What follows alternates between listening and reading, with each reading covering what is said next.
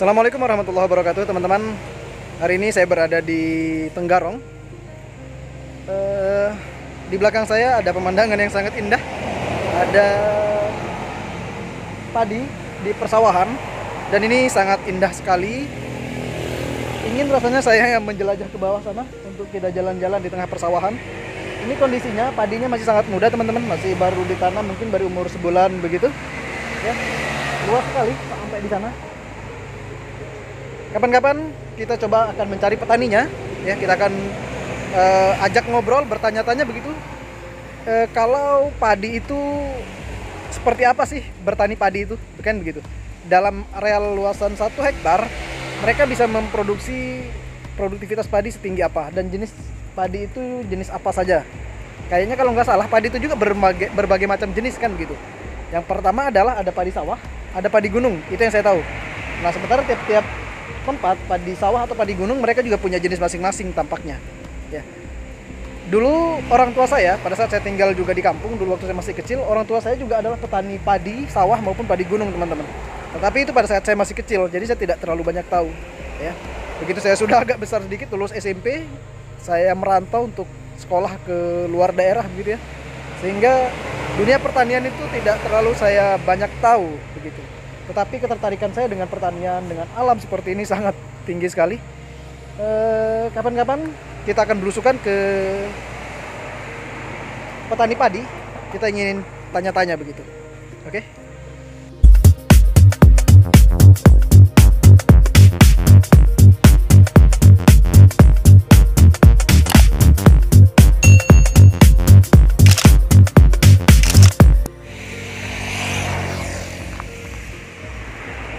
Ini ada terong, teman-teman, kebun terong. Di sana kebun sawah padi. Langitnya cantik banget di antara padi-padi yang sedang hijau. Ini padinya agak besar sedikit. Di sebelah sini lebih muda. Ini sudah lebih kakak yang sebelah sini. Ini tampaknya terong-terong ungu. Terong-terong ungu. Sorry, kita berjalan mundur. Indah sekali. Kita akan coba datangi. Di sana ada pondokan. Sebetulnya ada petaninya di sana. Kita silaturahim sebentar. Ya. Ternyata terongnya sangat luas sekali, teman-teman. Pinggiran sana itu terong semua tuh. Terong ungu. Keren banget. Kita akan coba masuk ke dalam, ya. Sila, men.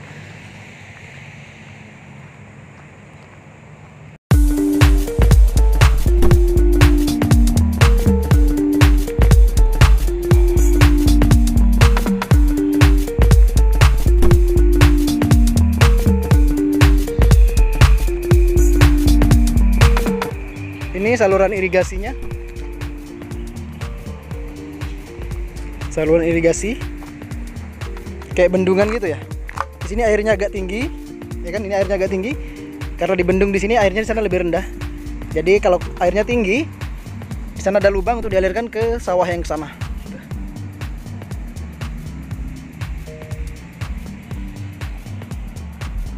Di sana rumah petaninya. Burung. Saya sedang mampir, teman-teman, di salah satu kebun padi di sini di Tenggarong, masuk L1, Pak, ya. Ini dekat, pokoknya antara Samarinda dengan Tenggarong, dekat sudah dengan kota Tenggarong di sana. Dan saya tadi di perjalanan saya melihat ini ladang sawah sangat indah sekali, jadi saya mampir dan saya bertemu dengan Pak siapa, Pak? Pak Tanwin. Pak Tanwin, ternyata Tokoh Sasak Lombok. Tokoh Sasak Lombok di Kukar. Yang punya gendang belek. Yang punya gendang belek. Jadi ada seninya orang Lombok tuh gendang belek, dan ternyata beliau juga punya lahan padi di sini, dan ketemulah dua Lombok ini sekarang. Oke, coba kita tanya-tanya tentang padi nih, Pak. Ya. Karena kan saya nggak ngerti juga tentang padi. Dulu bapak saya juga petani padi, cuma saya masih kecil kan nggak ngerti. Nah, jenis padi yang bapak tanam di sini, padi sawah ini jenis apa aja, Pak? Dan apa keuntungannya jenis itu gitu? Ini mayoritas di sini petani nanam IR64. IR64. IR64. 64 ini merupakan tanaman padi yang unggul. Dalam arti ini tahan lama. Pertumbuhannya bagus. dan apa namanya ini loh, pola tanamnya ini sangat sangat bagus sekali, dalam arti jaraknya, pertumbuhan besarnya, buahnya, dan daya tahan daripada hama itu luar biasa. Jadi Dan cepat sekali masyarakat menikmati hasilnya. hasil. Berapa bulan Pak sejak kita katakanlah sejak kita pindah tanam dari persemaian tanam? Dari sejak persemaian sampai panen tuh 3 bulan lebih sedikit aja. 3 bulan lebih sedikit. Dari semai Dari semai sampai panen. sampai panen 3 bulan lebih sedikit. Iya. Bersihnya paling lama 4 bulan lah. 4 bulan lah. 4 bulan. 4 bulan ini sudah kita bisa nikmati, sudah sampai di tempat ini. Oke. Karena saya melihat petani kita ini kan bermacam-macam, ada Lombok, ada Jawa, ada Bugis. Oke. Di sini banyak Pak. Ya. Di sini mayoritas Jawa. Jawa. Tapi namanya di transmigrasi itu kita tidak berbicara tentang sekarang ini sudah warga Lombok itu sudah menjadi asli daerah kita ini. Kita tidak bicara lagi transmigrasi. Oke. Tapi marilah kita sebagai warga transmigrasi L1 ini membangun bersama. Lombok ini sudah kita tidak perlu terlalu banyak orang sudah tahu. Oke. Yang penting bagaimana kita bangun hidup bersama keluarga, masyarakat, lingkungan, supaya kita bisa hidup, makan, untuk mengatasi ya seperti COVID sekarang ini kan repot sekali kita. Iya benar Nah, Pak. sekarang saya untuk menghindari hal-hal begitu, saya tidak mau terlalu banyak terlibat di itu, lebih mendingan saya ke sawah, nanam cabai, sengkong, kacang, timun. Di sini ini selain padi banyak juga ditanami Pak. Loh, ini ada tanaman terong, cabai saya tanam, Timun segala macam. timun, kacang saya tanam. Cuma kemarin di sini ada banjir. Terus sempat banjir Pak. Wow, banjir itu. Terus kabar padi pada saat banjir? Kalau padi ini tenggelam nih. Ini baru tumbuh nih, saya habis pupuk nih. Tapi alhamdulillah Nggak ini gagal panen. banjir terbesar. Ini kemarin nih sampai naik di sini. Sampai di ini Loh, nih. iya. Jadi ini hilang ini. Cuma Tenggelam padi. tenggelam berat, namun karena ini kita selalu diberikan yang kuasa, alhamdulillah kembali lagi, saya pelihara, saya pupuk bagus. Berarti dia nggak mati Pak ya? Berapa hari terendam waktu itu? Terendamnya itu sebenarnya sekitar seminggu. Seminggu, tapi masih selamat lama, ya? selamat dia. Hitungannya udah lama. Karena 2 harinya banjir, 3 harinya itu masih air Terendam. tergenang. Masih tergenang. Ini sampai naik ke jalan loh. Mobil aja lewat situ, motor enggak bisa mas. Jalan-jalan raya itu Iya, jalan raya itu, motor itu macet. didorong orang, dituntun. Wah, berarti dalam Mobil banget. juga ada juga yang enggak berani lewat. Iya, Kita iya. jaga bila hari. Nah, apalagi padi ini seperti lautan, enggak kelihatan ini. Kalau sampai jalanan kena berarti memang betul. Loh dalam. iya, jadi saya itu kesini ini enggak bisa waktu itu. Setelah surut baru saya berani. Itu pun ini enggak kelihatan, pokoknya seperti lautan. Oh, padi hilang, apalagi padi masih kecil. Berdiri sini ke sana udah yang dilihat bendungan air. Ke sana juga orang ramai di jalan menunggu bagaimana kapan. Dari pagi sampai sore masih orang.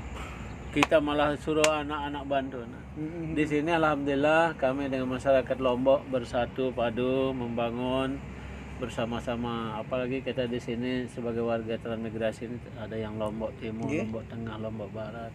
Ada, cuma yang paling banyak Lombok Timur. Tempat timur paling banyak sekitar sini. Lombok Tengah di L3.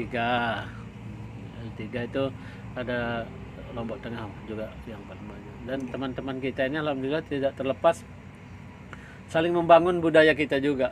Tetap dipertahankan budaya Lomboknya. Pertahankan budaya Lombok ini sampai kita punya event Festival Seni Budaya Nusantara. Namanya gendang saya ini Kesenian Gendang Belek Gema Nusantara. Oke, nanti saya minta nomornya Pak. Siapa tahu Bisa. kapan pas ada event kayak gitu bisa nonton lah. Rindu Bisa. juga lihat budaya-budaya Lombok yang selama ini Jadi hilang. saya juga 2 tahun berturut-turut diundang oleh Wali Kota Balikpapan. Oke. Tahun kemarin itu Untuk ngisi diundang budaya untuk itu. mengisi budaya sekaligus ikut pawai dalam rangka hari ulang tahun Kota Balikpapan. Mewakili masyarakat Lombok Kaltim. adat Lombok. Karena saya salah satu sesepuh atau tokoh Lombok yang dituakan untuk membina membangun budaya. Mantap. Karena dengan budaya ini kami punya 2, ada gendang belek, ada juga perisian yang tidak bisa hilang. Perisian itu yang pengen saya coba. Karena saya orangnya ahli bakatnya di perisian itu. Makanya orang-orang Lombok Timur itu semuanya Lombok Tengah yang paling saya sukai. Banyak teman saya orang Lombok Tengah yang hebat-hebat, pinter-pinter dan ilmunya tinggi-tinggi di sana. Iya. Pakai ilmu. Oh, kita dilawan orang Lombok Tengah itu jangan main-main. Gak ngerti. Iya. Nah, sampean di sini kalau lewat mampir aja. Siap, Nggak apa-apa. soalnya. Saya hari-hari di sini Siap. Apalagi sudah menjelang ini habis saya pupuk nih. Oke. Nanti saya akan bakal sering mampir ke sini teman-teman karena saya juga sangat sering ke Tenggarong ya dari Samarinda. Iya. Ketemu di sini sama Bapak seperti Pak Pak Tanwin. Pak Tanwin, orang udah Lombok tahu. juga. Di sini juga ada Pak RT tadi. Iya. Saya bisa silaturahim di sini sesama dengan keluarga Lombok, ya kan keluarga Lombok. Dan Pak RT tadi orang Jawa, Pak ya. Orang Jawa Orang dia. Jawa. Oke, kembali ke padi dulu, Pak. Iya. Ini luasan lahan yang Bapak kelola berapa banyak ini? Ini Padi aja lah. yang khusus Pak RT yang kami bantu ini 1,5 hektar. 1,5 hektar. Iya. Nah, kalau untuk produktivitas padi IR64 ini, Pak, katakanlah untuk 1,5 hektar itu berapa banyak kita dapat per sekali panen gitu? Kalau ini begini ya, 2 tahun berturut-turut Oke. kita dilandai hama, Oke. termasuk banjir kemarin. Jadi 30% dari hasil awal menurun. Menurun 30%. 30%. Pertama banjir, kedua hamanya. Hama yang paling berbahaya itu adalah tikus. Wah, kalau padi tikus ya, benar ya? Tikus. Jadi tikus ini boleh saya katakan di seluruh Indonesia tikus ini sulit sekali diatasi. Sulit sekali. Kami tetap berkoordinasi dengan semua teman, dengan petugas juga. Cuma namanya tikus tak bisa. Ini hama yang paling berat dan sulit diatasi. Tikus itu apanya yang diserang kalau padi, Pak? Tikus ini dia nyerang padi ini setelah kita tanam dan setelah dia mau keluar buahnya. Bahasa Lombok betian baru. Pas baru betian itu. Ya, karena di situ dia Makan buahnya. makan buahnya itu dan pohonnya manis dia. Oh, Kan di situ kan ada air. ya. Air buah itu kan terasa. Ya. Jadi dia serang itu. Kalau sudah berbuah itu dia kadang satu peta itu 50% dirusak. Oh, sayangnya. Harusnya katakanlah dapat 1 ton, bisa jadi cuma sisa setengah Loh, ton. iya, makanya tadi saya katakan hasilnya kita itu 30% yang dulu sekarang bisa jadi 50% kayak kemarin. Dulu dapat 100 karung. Yang kemarin itu cuma 30-40 aja. Dari 1,5 hektar itu. Iya. Enggak, dari 1 hektar. Dari 1 hektar. Oh, kalau katakanlah kalau optimal 1 hektar nyampe 100 karung, Mbak. Ya 80-90. 80-90 karung ya. Iya. Cuma kalau sekarang ini kita mau dapat 60 aja agak susah. Gara-gara hamanya lagi Gara-gara ganas hama ini. 2 tadi, 1 Plus banjir. Ke banjir sama hama. Berarti memang PR-nya petani padi. Ini 2 ya. Mm-mm. Yang paling susah kita atasi keong emas dan tikus. Tikus. 2 itu ya. Ya kalau yang lain penyakit lain ya wereng apa masih Bisa bisa kita kendalikan. Tapi yang 2 ini Oke.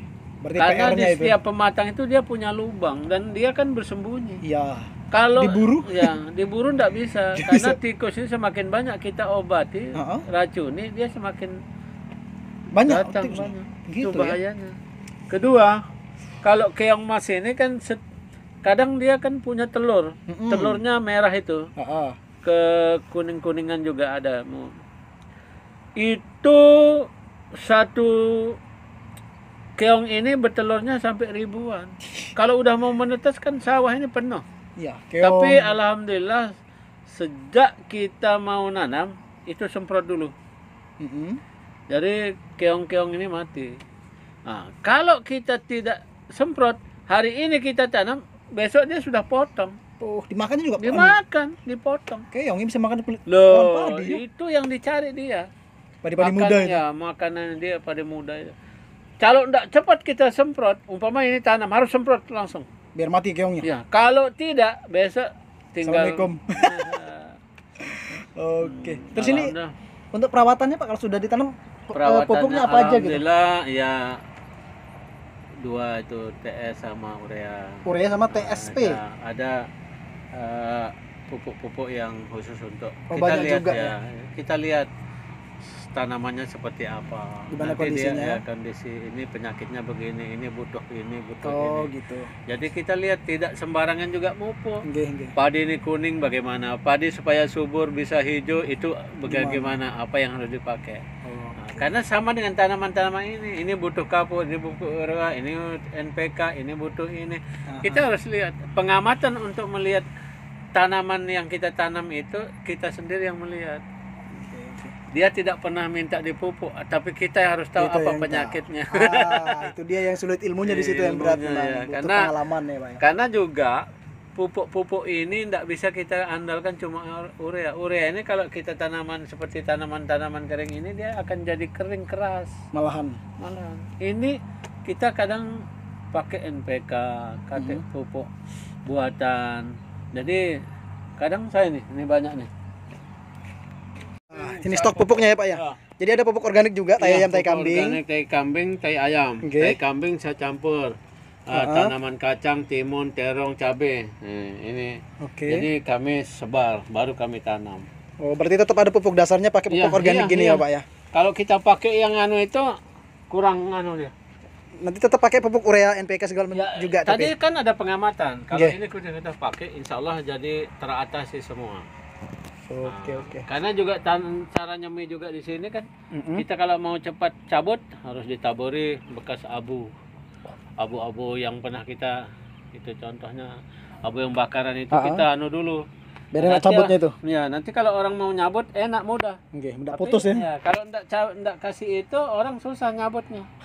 Banyakan patah nanti malah, apalagi Patah muda di kan. samping dia sulit dicabut dan bisa patah. Oke. Tapi kalau tabur itu sebelum disemai, besok orang apalagi dikasih air tinggal ceret. Jadi. Saya sudah bertemu dengan Pak Tanwin. Ternyata beliau orang Lombok di sini dan di lahan sekitar 1,5 hektar sawah padi ini beliau mengelola berdua bersama Pak RT. Pak RT-nya tadi orang Jawa tapi belum sempat ngobrol panjang, beliau sudah pergi tadi. Jadi next time ketika padi ini sudah berbuah nanti kita akan datangi lagi, kita akan foto-foto di sini, ambil video. Indah sekali desa sawah ini indah banget. Nanti ketika sudah mau panen atau ketika sudah berbuah kita akan datangi lagi. Ya sekaligus kita tanya-tanya tentang bagaimana bertani padi ini. Begitu kan? Bagaimana bertani padi itu. Pemupukannya, perawatannya, mengatasi hama-hamanya yang beliau ceritakan tadi. Nah, kita akan coba korek. Karena dulu zaman saya kecil itu di Muara Wahau sana, orang tua juga itu tadi bertani ini. Tapi sekarang di Wahau hampir tidak ada sawah-sawah yang dikelola oleh orang-orang Lombok begitu ya. Mereka udah fokus di bertani sawit gitu. Oke, terima kasih teman-teman. Assalamualaikum warahmatullahi wabarakatuh.